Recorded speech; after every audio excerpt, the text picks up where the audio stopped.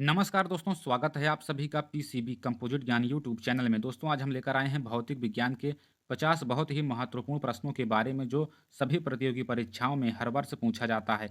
तो चलिए वीडियो की शुरुआत करते हैं। पहला प्रश्न दिया गया है दोस्तों, किसी अपारदर्शी वस्तु का रंग उस रंग के कारण होता है जिससे वह। दोस्तों, प्रश्न को ध्यान से समझिएगा। कह रहा है किसी अपारदर्शी वस्तु। अपारदर्शी वस्तु का मतलब है जिसके आर पार न देखा जा सके, और पारदर्शी वस्तु का मतलब है जिसके आर पार देखा जा सके, जैसे कि कांच है।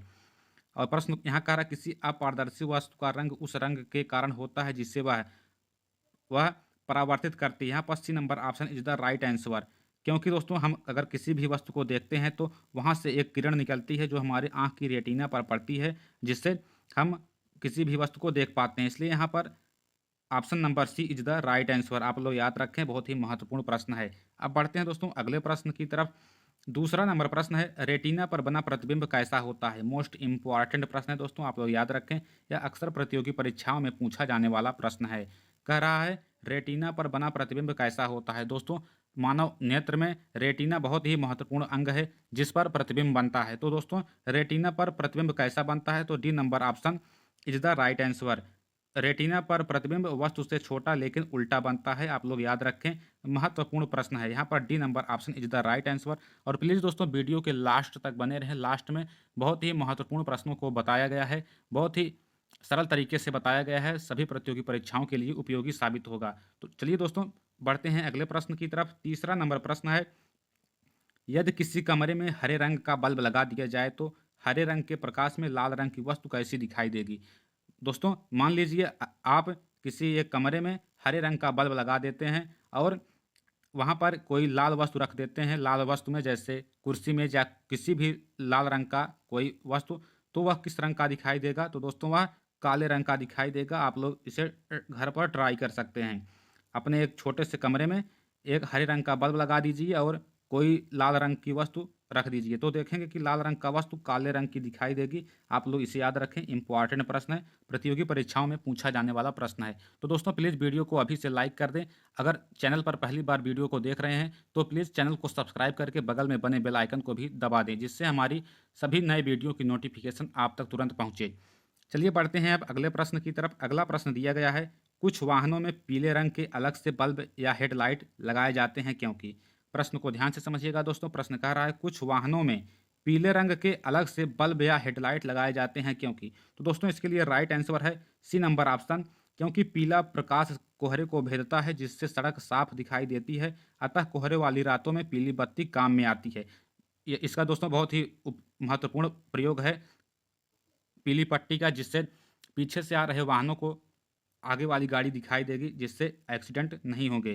तो यहाँ पर C number option is the right answer. आप लोग इसे याद रखें, महत्वपूर्ण प्रश्न भी है, सभी कंपटीशन के एग्जाम में पूछा जाता है। तो चलिए अब बढ़ते हैं अगले प्रश्न की तरफ।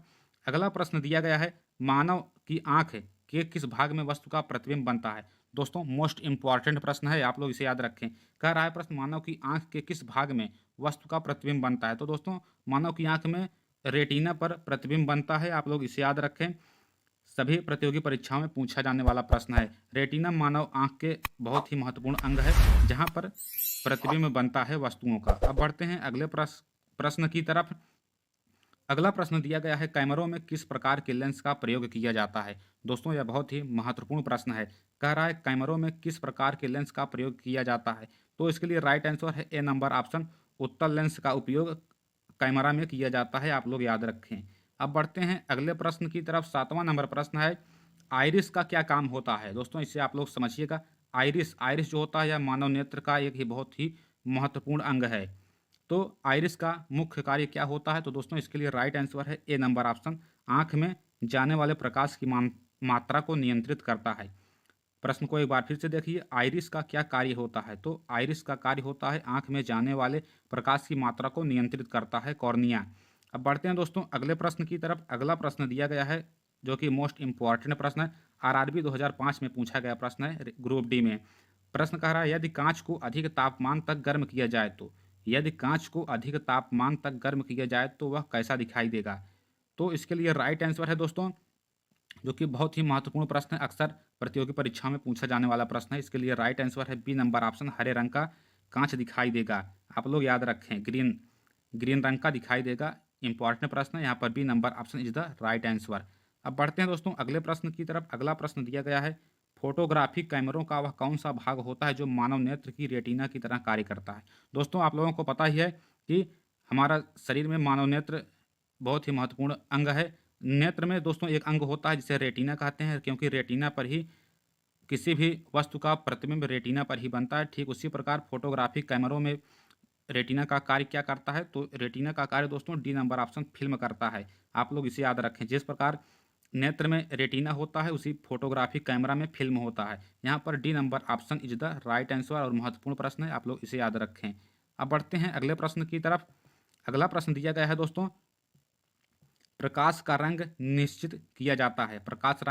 प्रकाश का रंग निश्चित किया जाता है। इंपॉर्टेंट प्रश्न है, सभी प्रतियोगी परीक्षाओं में अक्सर पूछा जाने वाला प्रश्न है और यह आरआरबी 2003 में पूछा गया प्रश्न है। प्रकाश का रंग निश्चित किया जाता है, तो तरंगदैर्घ्य द्वारा प्रकाश का रंग निश्चित किया जाता है। आप लोग इसे याद रखें, यहाँ पर C number option is the right answer. अब बढ़ते हैं दोस्तों अगले प्रश्न की तरफ। 11 नंबर प्रश्न है, जब प्रकाश के लाल हरा नीला रंगों का समान अनुपात में मिलाया जाता है तो परिणामी रंग क्या होता है।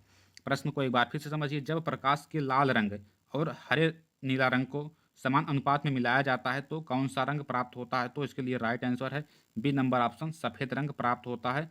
इसे आप लोग याद रखें, महत्वपूर्ण प्रश्न है कॉम्पिटिटिव एग्जाम्स की दृष्टि से। अब बढ़ते हैं अगले प्रश्न की तरफ। 12 नंबर प्रश्न है, सूर्य की किरण में, प्रश्न को ध्यान से समझिएगा दोस्तों, सूर्य की किरण में कितने रंग होते हैं। इंपॉर्टेंट प्रश्न है, तो सूर्य की किरण में 7 रंग होते हैं, आप लोग इसे याद रखें।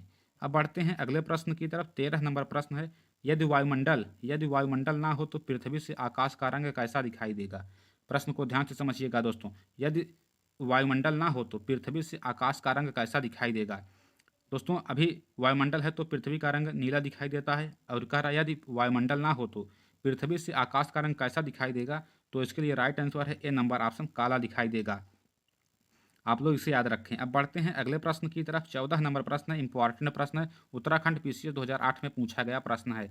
प्रश्न कह रहा है, निम्न में सबसे कम तरंगदैर्घ्य वाला प्रकाश है, निम्न में सबसे कम तरंगदैर्घ्य वाला प्रकाश क्या है, तो इसके लिए राइट आंसर है डी नंबर ऑप्शन, बैगनी का कम तरंगदैर्घ्य वाला प्रकाश है, जबकि लाल जो है सबसे ज़्यादा तरंगदैर्घ्य वाला प्रकाश है। इससे भी आप लोग याद रखें। लेकिन यहाँ पर D number option is the right answer, क्योंकि प्रश्न कह रहा है निम्न में सबसे कम तरंगदैर्घ्य वाला प्रकाश कौन सा है, बैगनी, और सबसे अधिक पूछा होता तो लाल। तो यहाँ पर डी नंबर ऑप्शन बैगनी is the right answer. Important प्रश्न है, उत्तराखंड पीसीएस 2008 में पूछा गया प्रश्न है। प्लीज़ दोस्तों वीडियो को अभी से लाइक कर दें और चैनल को सब्सक्राइब करना ना भूलें। अब बढ़ते हैं अगले प्रश्न की तरफ। 15 नंबर प्रश्न है, आँख का वह कौन सा भाग है, आँख का वह कौन सा भाग है जो आँख में प्रवेश करने वाली प्रकाश पर नियंत्रण करता है। प्रश्न को दोस्तों एक बार फिर से समझिएगा, आँख का वह कौन सा भाग है जो आँख में प्रवेश करने वाली प्रकाश पर नियंत्रण करता है, तो इसके लिए राइट आंसर है ए नंबर ऑप्शन, रेटिना, क्योंकि रेटिना पर ही किसी भी वस्तु का प्रतिबिंब बनता है। आप लोग इसे याद रखें, वास्तविक और उल्टा प्रतिबिंब बनता है रेटिना पर। यहाँ पर A number option, retina is the right answer. अब बढ़ते हैं दोस्तों अगले प्रश्न की तरफ। 16 नंबर प्रश्न है, वह व्यक्ति जो चश्मे का प्रयोग करते हैं उन्हें सूक्ष्मदर्शी का प्रयोग कैसे करना चाहिए। प्रश्न को समझिएगा दोस्तों, वह व्यक्ति जो चश्मे का प्रयोग करते हैं उन्हें सूक्ष्मदर्शी का प्रयोग कैसे करना चाहिए, तो इसके लिए राइट आंसर है दोस्तों सी नंबर ऑप्शन, उसे चश्मा उतार कर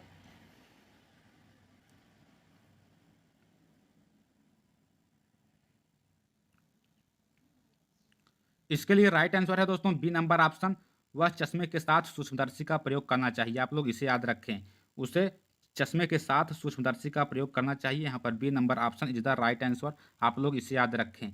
अब बढ़ते हैं दोस्तों अगले प्रश्न की तरफ। अगला प्रश्न दिया गया है, नेत्रदाता के नेत्र का वह कौन सा भाग है जिससे प्रतिरोपित किया जाता है। मतलब कि जो व्यक्ति नेत्रदान करता है उसे अगले व्यक्ति में लगाया जाता है, तो कौन सा भाग लगाया जाता है, इसके लिए राइट आंसर है दोस्तों, इंपॉर्टेंट प्रश्न है, आप लोग इसे जरूर से जरूर याद रखें, तो कार्निया इसके लिए राइट आंसर है ए नंबर ऑप्शन। आप लोग इसे याद रखें। प्रश्न एक बार फिर समझ लीजिए, नेत्रदाता के नेत्र का वह कौन सा भाग है जिससे प्रतिरोपित किया जाता है, तो ए नंबर ऑप्शन, कार्निया। इसे आप लोग याद रखें और वीडियो को लाइक कर दें, चैनल को सब्सक्राइब कर दें। अब बढ़ते हैं अगले प्रश्न की तरफ। 18 नंबर प्रश्न है दोस्तों, मनुष्य के नेत्र के रेटिना पर वस्तु का प्रतिबिंब कैसा बनता है। दोस्तों हम सभी जानते हैं कि मानव नेत्र अगर कोई भी वस्तु देखता है तो उसका प्रतिबिंब रेटिना पर बनता है। तो रेटिना पर वस्तु का प्रतिबिंब कैसा बनता है? तो इसके लिए राइट आंसर है वास्तविक एवं उल्टा बनता है दोस्तों। ए नंबर ऑप्शन वास्तविक एवं उल्टा बनता है, आप लोग इसे याद रखें। अब बढ़ते हैं अगले प्रश्न की तरफ। अगला प्रश्न दिया गया है जो कि मोस्ट इंपॉर्टेंट प्रश्न है। प्रश्न को एक बार फिर से समझिए दोस्तों। कोई भी अगर एग्जाम्स की तैयारी कर रहे हैं आप लोग, तो सबसे पहले प्रश्न को एक एक बार या 2 बार 3 बार पढ़कर पहले समझ लीजिए, फिर उसका उत्तर देने की कोशिश करें। तो यहाँ पर प्रश्न कह रहा है, स्वस्थ मनुष्य के नेत्र की स्पष्ट दृष्टि की न्यूनतम दूरी कितनी होती है? स्पष्ट दृष्टि की न्यूनतम दूरी कितनी होती है? तो दोस्तों इसके लिए राइट आंसर है ए नंबर ऑप्शन 25 सेंटीमीटर होती है। स्पष्ट दृष्टि की न्यूनतम दूरी ए नंबर ऑप्शन 25 सेंटीमीटर होती है, आप लोग इसे याद रखें। अब बढ़ते हैं अगले प्रश्न की तरफ। 20 नंबर प्रश्न है, जरा दृष्टि दोष के उपचार में किस प्रकार का लेंस या दर्पण का उपयोग किया जाता है? जरा दृष्टि दोष के उपचार में किस प्रकार का लेंस या दर्पण का उपयोग किया जाता है? इंपॉर्टेंट प्रश्न है दोस्तों, अक्सर प्रतियोगी परीक्षाओं में पूछा जाने वाला प्रश्न है। इसमें 50 प्रश्नों में से सभी महत्वपूर्ण प्रश्न है दोस्तों, आप लोग इसे याद रखें। और भी प्रश्नों को जानने के लिए डिस्क्रिप्शन में लिंक है दोस्तों, आप लोग वहां पर जाकर सभी वीडियो को देखिए और अपना ज्ञान को बढ़ाइए। तो यहाँ पर इसके लिए राइट आंसर है डी नंबर ऑप्शन बायोफोकल लेंस। जरा दृष्टि दोष के उपचार में बायोफोकल लेंस का उपयोग किया जाता है, इसे याद रखें। कभी कभी पूछ लेता है कि किस दर्पण का उपयोग किया जाता है, तो दर्पण नहीं, इसमें लेंस का उपयोग किया जाता है, बायोफोकल लेंस। महत्वपूर्ण प्रश्न है, आप लोग इसे याद रखें और एक बार डिस्क्रिप्शन जरूर चेक करें। अब बढ़ते हैं दोस्तों अगले प्रश्न की तरफ। 21 नंबर प्रश्न है, ऑटो हान किस आविष्कार के लिए जाने जाते हैं? ऑटो हान दोस्तों एक वैज्ञानिक का नाम है। ये किस आविष्कार के लिए जाने जाते हैं? यहाँ पर 4 ऑप्शन दिया गया है, एटम बम, टेलीविजन, एक्सरे किरण, खनन का सेफ्टी लैंप। तो दोस्तों इसके लिए राइट आंसर है A number option atom bomb. Otto Hahn ने एटम बम का आविष्कार किया था, आप लोग इसे याद रखें। इंपॉर्टेंट प्रश्न है। प्रश्न कॉम्पिटिटिव एग्जाम में ऐसा पूछता है कि ऑटो हान किस आविष्कारक के लिए जाने जाते हैं? तो एटम बम के लिए जाने जाते हैं, आप लोग इसे याद रखें। अब बढ़ते हैं अगले प्रश्न की तरफ। अगला प्रश्न दिया गया है, भारत में न्यूक्लियर विस्फोटक साधनों का परीक्षण किया गया था। प्रश्न को दोस्तों एक बार फिर से समझिए। भारत में न्यूक्लियर विस्फोटक साधनों का परीक्षण किया गया था, किस जगह किया गया था? श्रीहरिकोटा में, बेंगलुरु में, पोखरण में, कांचीपुरम में। तो दोस्तों इसके लिए राइट आंसर है सी नंबर ऑप्शन पोखरण में किया गया था, इसे आप लोग जरूर से जरूर याद रखें। भारत में न्यूक्लियर विस्फोटक साधनों का परीक्षण कहाँ किया गया था? तो पोखरण में किया गया था। इंपॉर्टेंट प्रश्न है, सभी प्रतियोगी परीक्षा में पूछा जाने वाला प्रश्न है। प्लीज़ दोस्तों वीडियो को लाइक कर दें और चैनल को सब्सक्राइब करके बेल आइकन को जरूर से जरूर दबाएं। अब बढ़ते हैं अगले प्रश्न की तरफ। अगला प्रश्न दिया गया है, सौर प्रणाली की खोज किसने की थी? सौर प्रणाली की खोज किसने की थी? तो इसके लिए राइट आंसर है दोस्तों डी नंबर ऑप्शन केपलर ने किया था, इसे आप लोग जरूर से जरूर याद रखें। कभी कभी प्रश्न ऐसा पूछ लेता है कि केपलर ने किस प्रणाली की खोज की? तो सौर प्रणाली की खोज केपलर ने किया, यहाँ पर D number option is the right answer. और महत्वपूर्ण प्रश्न भी है। अगर दोस्तों वीडियो पसंद आया हो तो प्लीज़ वीडियो को लाइक करें और चैनल को सब्सक्राइब करके बेल आइकन को जरूर दबाएं। अब बढ़ते हैं दोस्तों अगले प्रश्न की तरफ। अगला प्रश्न दिया गया है, ज्यामिति का जनक किसे कहा जाता है? ज्यामिति का जनक किसे कहा जाता है? इंपॉर्टेंट प्रश्न है। तो दोस्तों इसके लिए राइट आंसर है B number option Euclid. Euclid को ज्यामिति का जनक कहा जाता है, इसे आप लोग याद रखें। इंपॉर्टेंट प्रश्न है, कॉम्पिटिटिव एग्जाम्स में अक्सर पूछा जाने वाला प्रश्न है। अब बढ़ते हैं अगले प्रश्न की तरफ। अगला प्रश्न दिया गया है, ऑटोमोबाइल वाहनों द्वारा निष्कासित मुख्य नुकसानदेह गैस जिससे वायु प्रदूषण होता है निम्नलिखित में से कौन सी है? प्रश्न को दोस्तों एक बार फिर से पढ़िए। ऑटोमोबाइल वाहनों द्वारा निष्कासित मुख्य नुकसानदेह गैस जिससे वायु प्रदूषण होता है निम्नलिखित में से कौन सी है? यहाँ पर 4 ऑप्शन दिए गए हैं, carbon monoxide, methane, carbon dioxide और ओजोन गैस। तो दोस्तों इसके लिए राइट आंसर है कार्बन मोनोऑक्साइड, ए नंबर ऑप्शन। क्योंकि कार्बन का एक मोनोऑक्साइड होता है, एक ऑक्साइड, या इससे वायु प्रदूषण अधिक मात्रा में होता है और सभी स्वचालित वाहनों से धुआं के माध्यम से निकलता है कार्बन मोनोऑक्साइड। यहाँ पर A number option is the right answer, carbon monoxide. महत्वपूर्ण प्रश्न है, इसे आप लोग याद रखें और वीडियो को लाइक कर दें ताकि भविष्य में जब भी आपको ज़रूरत पड़े रिवीजन के लिए तो आप लोग वीडियो को देखकर रिवीजन कर सकते हैं। अब बढ़ते हैं दोस्तों अगले प्रश्न की तरफ। 26 नंबर प्रश्न है जो कि इंपॉर्टेंट प्रश्न है। प्रश्न कह रहा है, निम्नलिखित में से कौन सा गुण भारी पानी में नहीं होता है? दोस्तों सबसे पहले भारी पानी का सूत्र होता है, आप लोग इसे याद रखें, डी और 2 और ओ। D2O को भारी जल कहा जाता है, आप लोग इसे याद रखें। कभी कभी प्रश्न ऐसा भी पूछ लेता है कि भारी जल का सूत्र बताओ, तो होता है D2O, आप लोग इसे याद रखें। लेकिन यहाँ पर प्रश्न पूछ रहा है, निम्नलिखित में से कौन सा गुण भारी पानी में नहीं होता है? तो इसके लिए राइट आंसर है ए नंबर ऑप्शन, भारी पानी का क्वथनांक साधारण पानी से कम होता है। आप लोग इसे याद रखें कि भारी पानी का क्वथनांक साधारण पानी से कम होता है। यहाँ पर A number option is the right answer और इसका जो है अणुसूत्र होता है D2O, इसे याद रखें। अब बढ़ते हैं अगले प्रश्न की तरफ। 27 नंबर प्रश्न है, यूरेनियम अंततः किस तत्व के अस्थायी आइसोटोप में बदल जाता है? यूरेनियम अंततः किस तत्व के अस्थायी आइसोटोप में बदल जाता है? तो दोस्तों इसके लिए राइट आंसर है, महत्वपूर्ण प्रश्न है, इसे आप लोग पहले जरूर से जरूर याद रखें और वीडियो को लाइक कर दें। इसके लिए राइट आंसर है सी नंबर ऑप्शन सीसा। यूरेनियम अंततः किस तत्व के अस्थायी आइसोटोप में बदल जाता है? तो शीशे के अस्थायी आइसोटोप में बदल जाता है। यहाँ पर C number option is the right answer. अब बढ़ते हैं दोस्तों अगले प्रश्न की तरफ। 28 नंबर प्रश्न है, निम्नलिखित में से कौन सी घटना सबसे पहले घटी थी? दोस्तों इस प्रश्न को पहले ध्यान से समझिएगा कि निम्नलिखित में से कौन सी घटना सबसे पहले घटी थी। यहाँ पर 4 ऑप्शन दिए गए हैं। अल्बर्ट आइंस्टीन ने सामान्य आपेक्षिकता सिद्धांत प्रस्तुत किया, और दूसरा है बी नंबर, मैक्स प्लैंक ने क्वांटम सिद्धांत का प्रतिपादन किया। सी नंबर, मार्कोनी ने प्रथम बेतार सिग्नल भेजा। मैडम क्यूरी प्रथम महिला नोबेल पुरस्कार विजेता बनी। दोस्तों यहाँ पर ए और बी और डी गलत आंसर है। यहाँ पर C number option is the right answer. Marconi ने प्रथम बेतार सिग्नल भेजा था। यहाँ पर C number option is the right answer. अब बढ़ते हैं अगले प्रश्न की तरफ। अगला प्रश्न दिया गया है, स्ट्रांसियम स्ट्रांसियम लवण के द्वारा बुनसेन ज्वाला को कौन सी रंग प्रदान किया जाता है? प्रश्न को एक बार फिर से समझिए। स्ट्रांसियम लवण के द्वारा बुनसेन ज्वाला को कौन सा रंग प्रदान किया जाता है? तो दोस्तों इसके लिए राइट आंसर है सी नंबर ऑप्शन, किरमिजी लाल। किरमिजी लाल, C number option is the right answer और महत्वपूर्ण प्रश्न भी है, आप लोग इसे याद रखें। अब बढ़ते हैं अगले प्रश्न की तरफ। 30 नंबर प्रश्न दिया गया है, चर्म रोग के उपचार में प्रयोग किया जाने वाला रेडियो आइसोटोप है। चर्म रोग के उपचार में प्रयोग किया जाने वाला रेडियो आइसोटोप क्या है? तो दोस्तों इसके लिए राइट आंसर है C number option, radio phosphorus. आप लोग इसे याद रखें, कंपटीशन के एग्जाम की दृष्टि से बहुत ही महत्वपूर्ण प्रश्न है। आप लोग किस सरकारी एग्जाम की तैयारी कर रहे हैं उसे आप लोग कमेंट बॉक्स में ज़रूर बताएं, ताकि हमें भी पता लगे कि कौन कौन से लोग किस नौकरी की तैयारी कर रहे हैं। अब बढ़ते हैं अगले प्रश्न की तरफ। दोस्तों अगला प्रश्न दिया गया है, वैद्युत आवेश का एसआई मात्रक क्या है? विद्युत आवेश का एसआई एकक क्या है, मात्रक क्या है, यूनिट क्या है?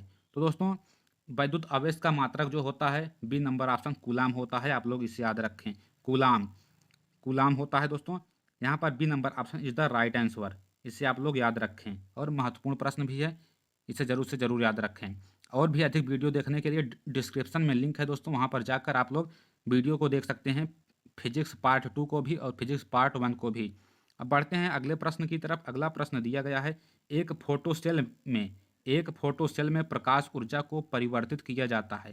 एक फोटो सेल में प्रकाश ऊर्जा को किस ऊर्जा में परिवर्तित किया जाता है? तो इसके लिए राइट आंसर है डी नंबर ऑप्शन, विद्युत ऊर्जा में।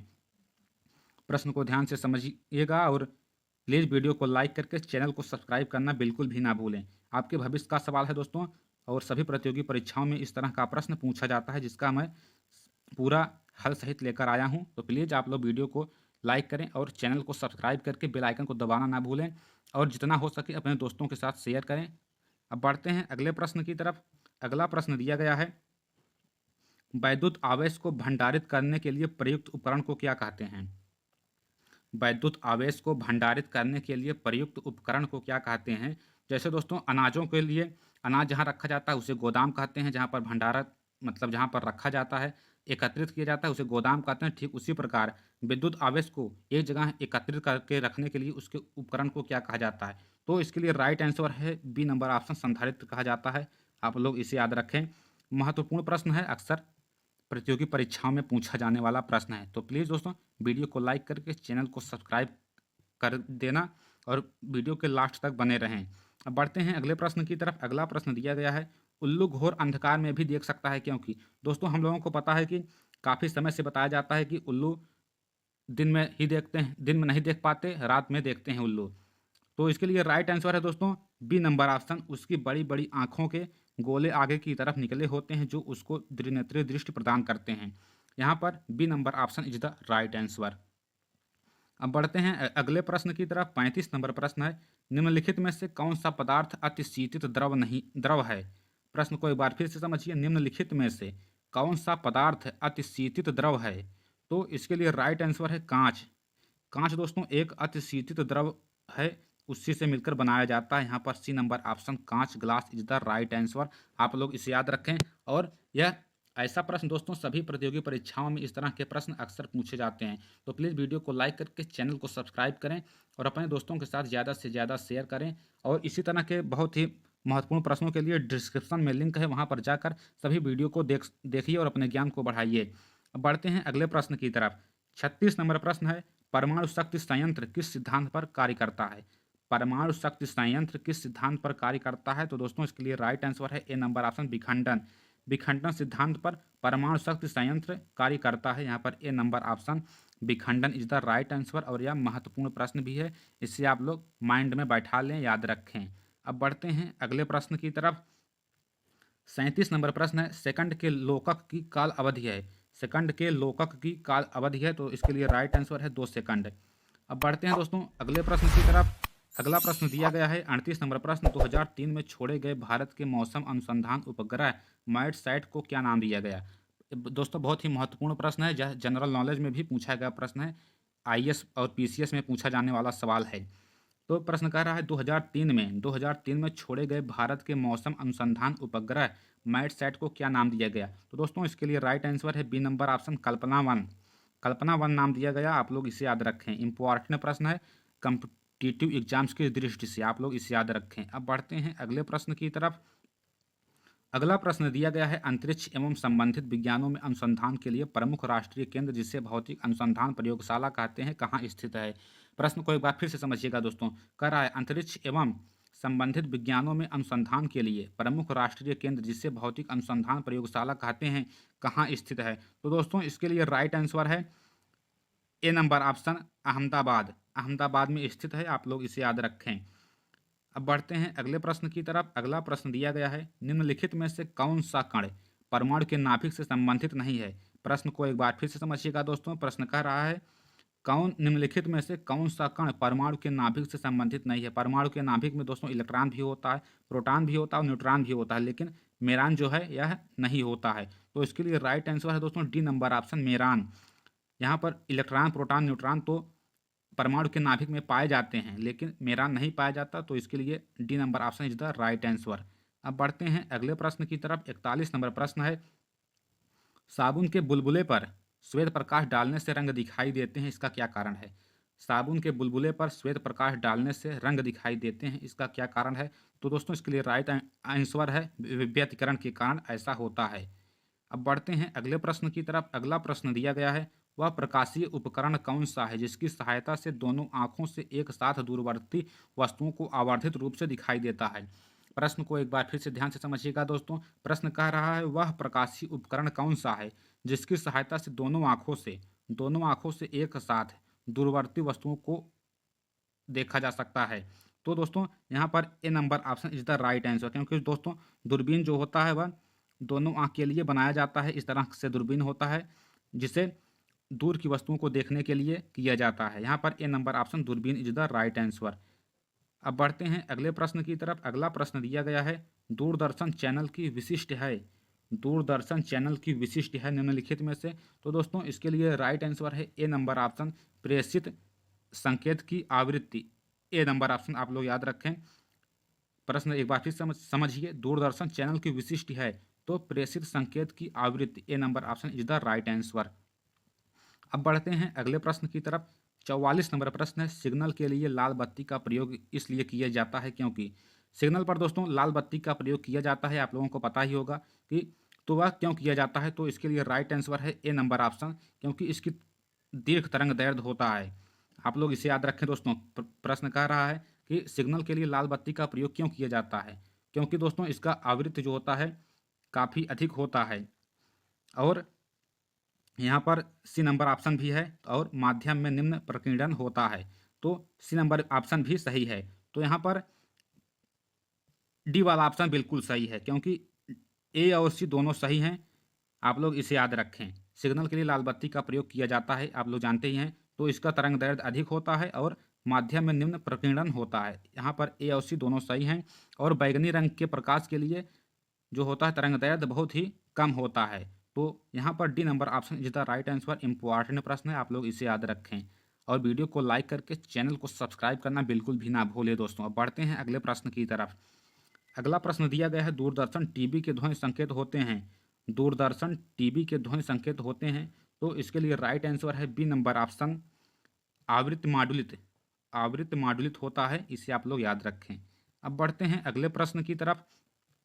46 नंबर प्रश्न है, ध्वनि का तारत्व किस पर निर्भर करता है।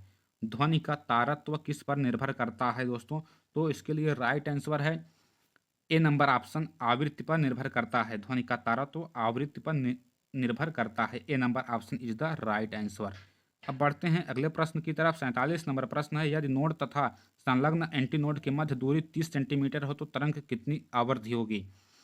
प्रश्न को एक बार फिर समझिए। यदि नोड तथा संलग्न एंटी नोड के मध्य दूरी 30 सेंटीमीटर है तो तरंग कितनी दीर्घ होगी। तो दोस्तों इसका सूत्र होता है संलग्न एंटी नोड के मध्य दूरी दूरी गुणे 4 दोस्तों, चौथाई होता है, आप लोग इसे याद रखें, यानी कि 30 गुणे 4। तो इसके लिए राइट आंसर हो जाएगा 120 सेंटीमीटर। यहाँ पर C number option is the right answer, आप लोग इसे याद रखें। अब बढ़ते हैं 48 नंबर प्रश्न की तरफ। 48 नंबर प्रश्न है दोस्तों, इंपॉर्टेंट प्रश्न है। चमगादड़ बाधाओं का पता लगा सकते हैं क्योंकि वे उत्पन्न करते हैं। चमगादड़ दोस्तों बाधा दूर रहता है तभी भांप जाते हैं कि हमें खतरा कहाँ से होने वाला है। तो प्रश्न को एक बार फिर समझिए। चमगादड़ बाधाओं का पता लगा सकते हैं क्योंकि वे उत्पन्न करते हैं। तो इसके लिए राइट आंसर है दोस्तों बी नंबर ऑप्शन, पराश्रव्य ध्वनि तरंगे उत्पन्न करते हैं चमगादड़, इसलिए वे अपने खतरों को भांप लेते हैं और सावधान हो जाते हैं। यहाँ पर B number option is the right answer. अब बढ़ते हैं अगले प्रश्न की तरफ। 49 नंबर प्रश्न है जो कि मोस्ट इंपॉर्टेंट प्रश्न है। कह रहा है रेडियो संचार में प्रेषण एंटीना द्वारा उत्सर्जित संकेत प्रतिबिंबित होता है। तो दोस्तों इसके लिए राइट आंसर है सी नंबर ऑप्शन आयन मंडल, क्योंकि रेडियो तरंगे आयन मंडल से परावर्तित होकर पुनः पृथ्वी पर वापस लौट आती हैं। यहाँ पर सी नंबर ऑप्शन आयन मंडल इज द राइट आंसर। अब बढ़ते हैं दोस्तों लास्ट प्रश्न की तरफ जो कि मोस्ट इंपॉर्टेंट प्रश्न है। प्रश्न को ध्यान से समझिए। द्रव्यों में चुंबकत्व का कारण होता है। द्रव्यों में चुंबकत्व का कारण क्या होता है, तो इसके लिए राइट आंसर है दोस्तों बी नंबर ऑप्शन इलेक्ट्रॉनों की वर्तुल गति। इलेक्ट्रॉनों की वर्तुल गति, यहाँ पर B number option is the right answer. और यह महत्वपूर्ण प्रश्न भी है, सभी कॉम्पिटिटिव एग्जाम्स में अक्सर पूछा जाता है। प्लीज़ दोस्तों अगर वीडियो पसंद आए तो प्लीज़ लाइक करें और चैनल को सब्सक्राइब करके ही जाइएगा और बगल में बनी बेल आइकन को भी दबा दें, जिससे हमारी वीडियो की नोटिफिकेशन आप तक पहुंचती रहे। और डिस्क्रिप्शन में विभिन्न प्रकार के सब्जेक्टों का लिंक दिया गया है, जिससे आप लोग टच करके वीडियो संबंधित वीडियो को देख सकते हैं और अपने दोस्तों के साथ ज़्यादा से ज़्यादा शेयर करें। मिलते हैं अगले वीडियो में, तब तक के लिए धन्यवाद दोस्तों।